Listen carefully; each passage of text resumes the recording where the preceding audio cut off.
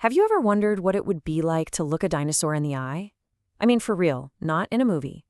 It's an idea that's moving from science fiction to actual science fact, and it forces us to ask a really huge question.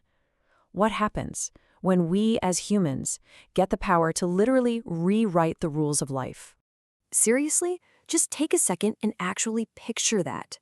We're not talking about some CGI effect on a screen. We're talking about a living, breathing creature from a totally lost world, standing right there in front of you. That's the scenario we're diving into today. And believe me, it brings up some very, very big questions. So you're probably asking, how on earth could this even happen? Well, first things first, let's get into the incredible science that could actually make this moment possible. Turning a wild dream into a living, breathing reality. And this is the part you really have to wrap your head around. This is so much more than just looking at fossils or making cool computer models. We are talking about building a biological organism from the ground up, a creature with flesh and blood and instincts that hasn't set foot on this planet for 65 million years. Think of it like a recipe, right? A recipe for de-extinction. Step 1, you need your ingredients. Tiny fragments of ancient DNA, the original blueprint you can sometimes find in fossils. Then, step 2 is a field called synthetic biology. It's kind of like a biological 3D printer, building a new genetic code based on that old blueprint. But here's the catch. That ancient DNA is always full of holes. And that's where the real game changer comes in, using powerful AI to analyze what's there and intelligently fill in all those millions of years of genetic gaps. You put it all together, and you've got a bridge across time.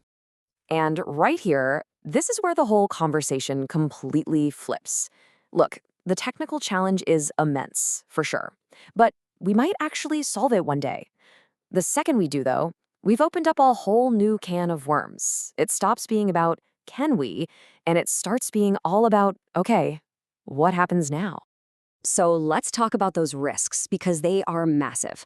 Bringing a dinosaur into the world wouldn't just be a cool science experiment. No way. It would fundamentally change our relationship with nature itself. You see, for all of human history, we've basically been students of nature. We watch it, we study it, we learn its roles. But with this technology, suddenly we're not just students anymore. De-extinction hands us the pen. We'd go from reading the book of life to writing it ourselves. So, what are we talking about danger-wise? Let's get real.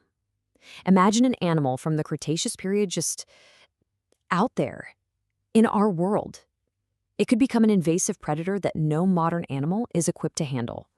Or, think about this, it could carry ancient germs, viruses that our immune systems has absolutely no defense against. It's a total wild card that could unravel everything. And it's not just about ecological chaos. There's a massive ethical problem here too. This creature, it wouldn't belong. It would be a living monument to our own ambition, brought into an existence it never chose, in a world it was never meant for. So what do we owe a creature like that? What's our responsibility? And the impact of this wouldn't just be contained to a lab or a nature preserve. Oh no, this kind of technology would send shockwaves through our entire society. It would change science, economics, even global power forever. And I want to be really clear, this stuff isn't some far-off fantasy. The tools are already being built. I mean, right now, scientists are getting better and better at pulling DNA from ancient samples. Synthetic biology, that's a huge multi-billion-dollar industry. And using AI and genetics, it's already happening. The foundations for this future are being laid as we speak, and that's exactly why we need to be talking about this now. Now, of course, there's another side to this, right? Proponents would argue, hey, think of the amazing breakthroughs. I mean, can you imagine studying evolution on a living, breathing subject? Or what if we could use these same genetic tricks to figure out regenerative medicine for humans? These are huge potential upsides, and that's a powerful reason why people want to keep pushing forward.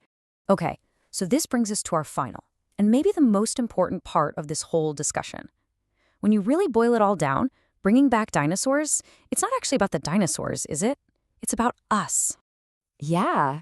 This is really the heart of it. The truly huge impact isn't some T-Rex roaring behind a fence. It's what having that kind of power does to us. Think about it. We would go from being just another species playing by nature's rules to being the species that makes the rules.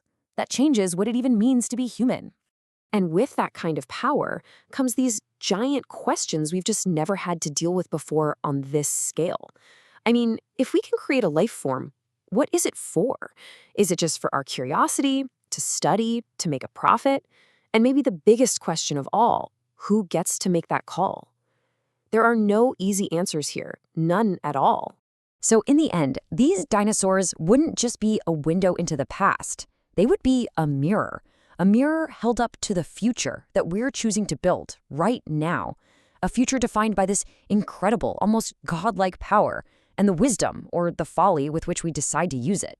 They force us to look right at ourselves and ask a very simple and very heavy question. Who are we becoming?